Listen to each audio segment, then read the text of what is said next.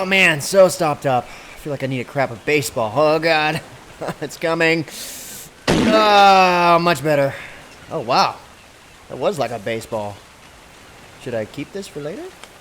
It smells terrible.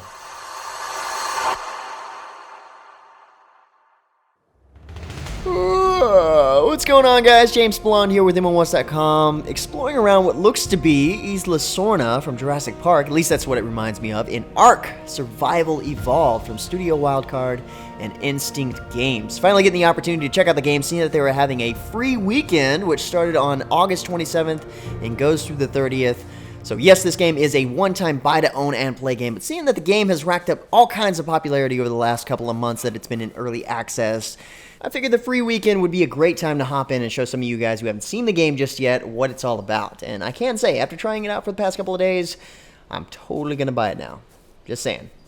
But anyway, this is how you start out after you choose your character. You can choose between male or female. You start off waking up on this mysterious island with dinosaurs all over it. Usually there's a lot more dinosaurs like packed around.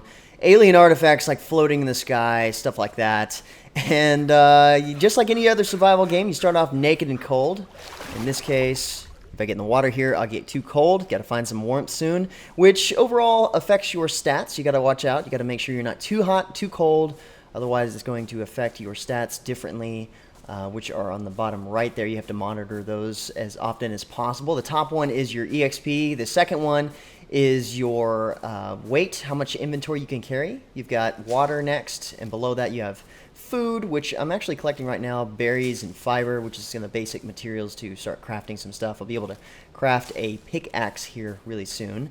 Below the food you have your stamina bar, which is has to do with running and things like that. You notice that those things blink once I start running. It also affects your water, obviously. If you start running in the heat, you get dehydrated quickly. Well, next I'm going to need some thatch, so I've got to find a tree to punch.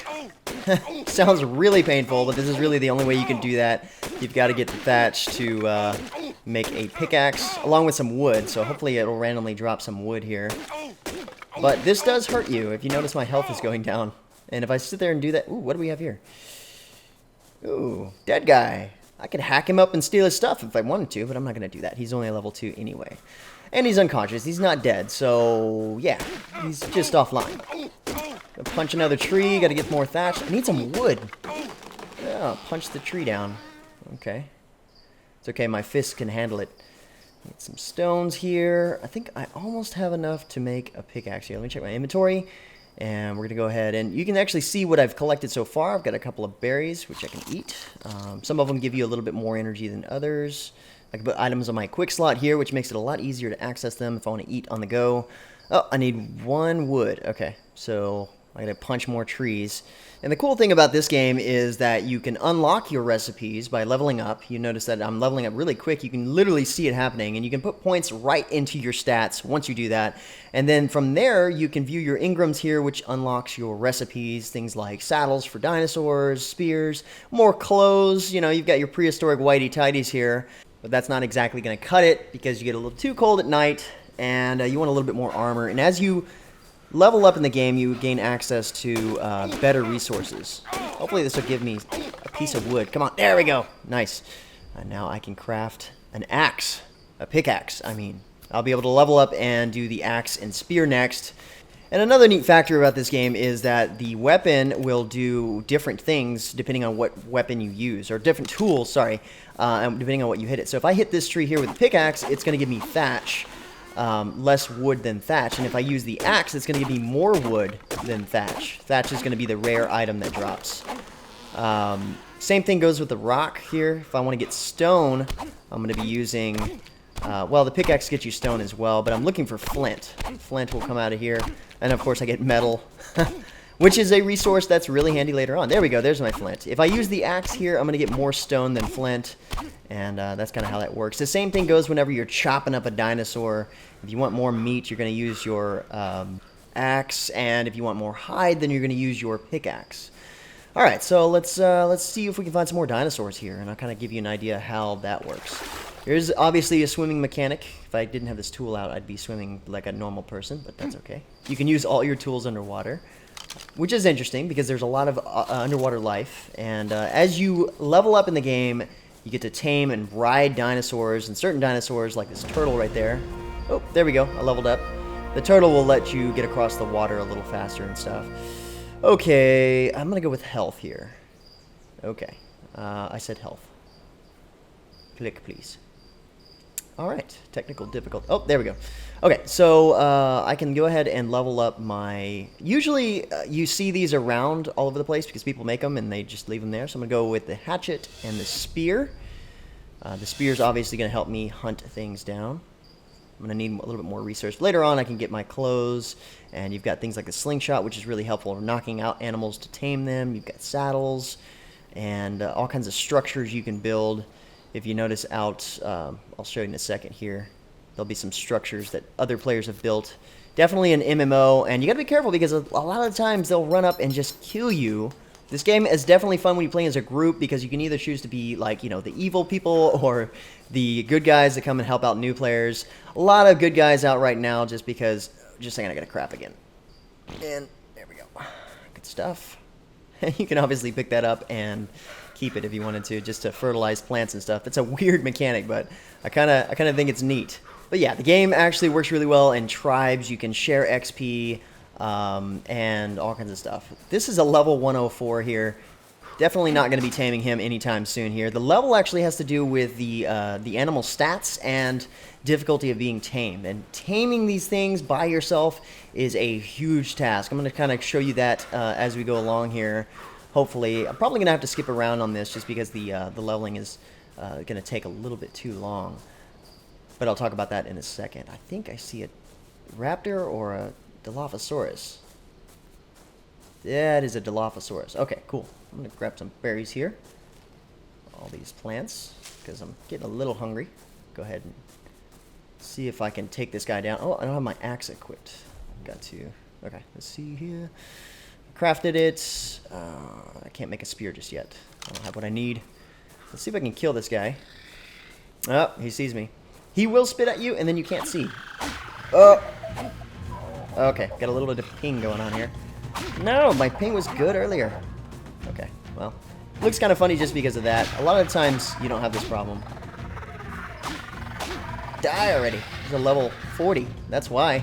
So at that level, he is obviously going to have more stats, meaning more health and potential damage than a lower level. And I believe the level cap in the game is now 160. And like I said, that also has to do with how difficult they are to tame. So basically, it's the difference of a low level taking, say, 15 minutes to tame at best chances, and a high level taking hours and an entire freaking tribe and all of the resources on the island to tame. Not to mention you have to worry about your own stats while you're doing that. So like I said, if you're taming by yourself, it's a little difficult. Now that I've got my raw meat here, I'm going to go ahead and I think there's a campfire in front of me, so I'm going to probably just use it. Yep, right here. Like I said, those get kind of left around, so they're not necessarily the first thing you might want to level up. Got to add a fuel in there, light the fire, and you're good to go.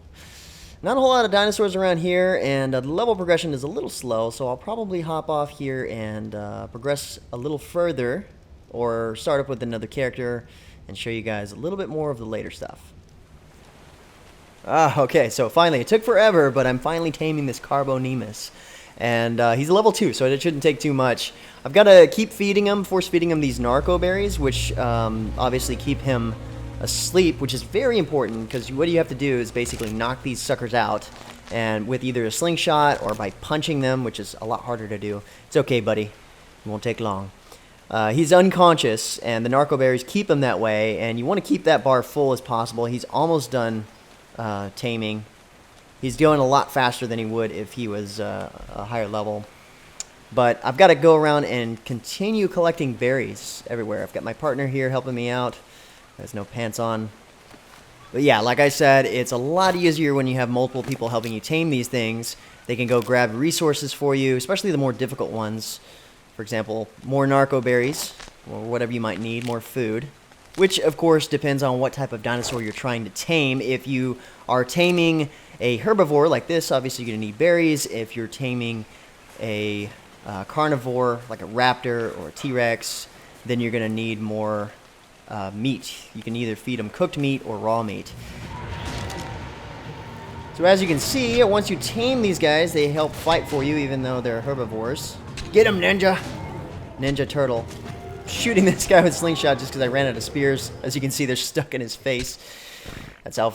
I pooted a little. I learned from the best. Fred Flintstone. I'm gonna chop this guy up, get some meat. Please give me a lot of meat. We're starving. A little bit. Hopefully my partner got some too.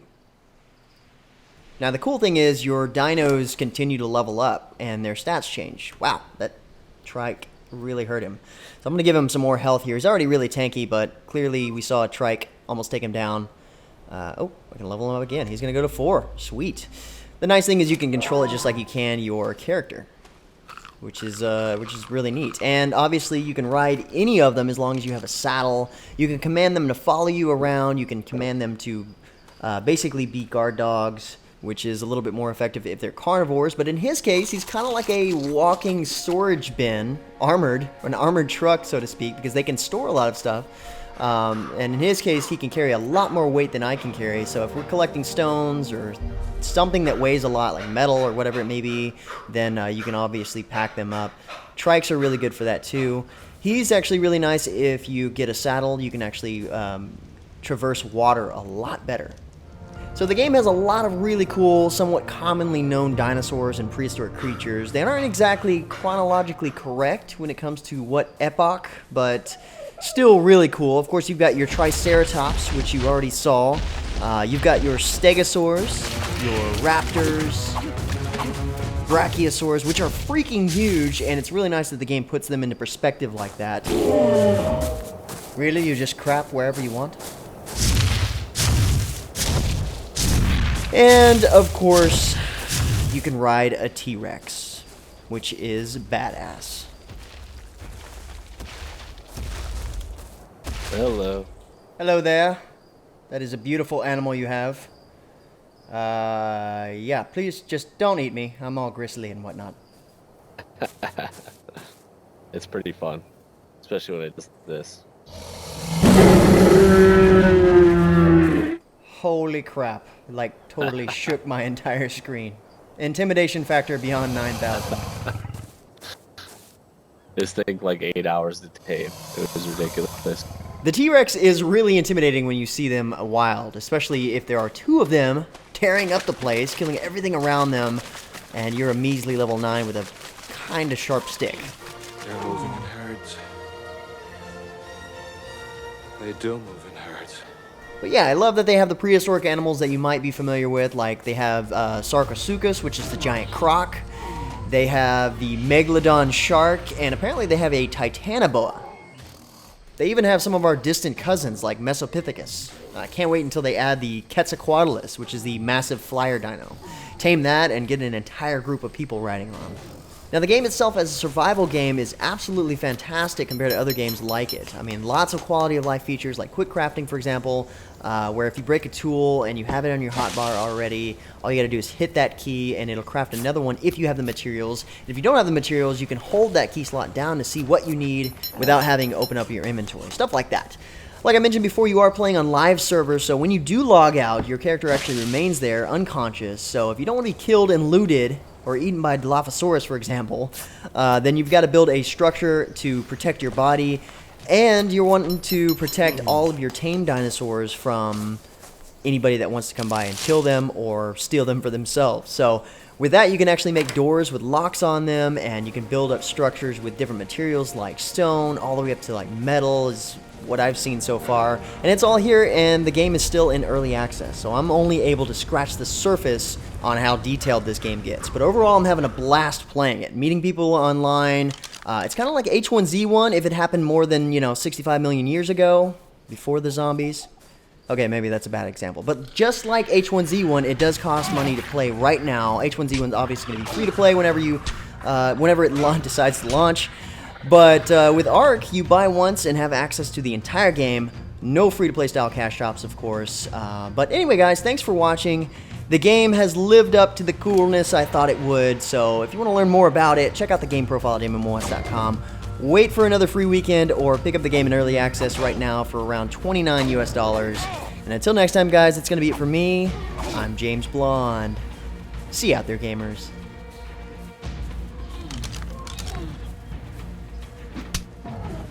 Oh, right down his throat. That is through his jaw. Definitely can't stop these turtles.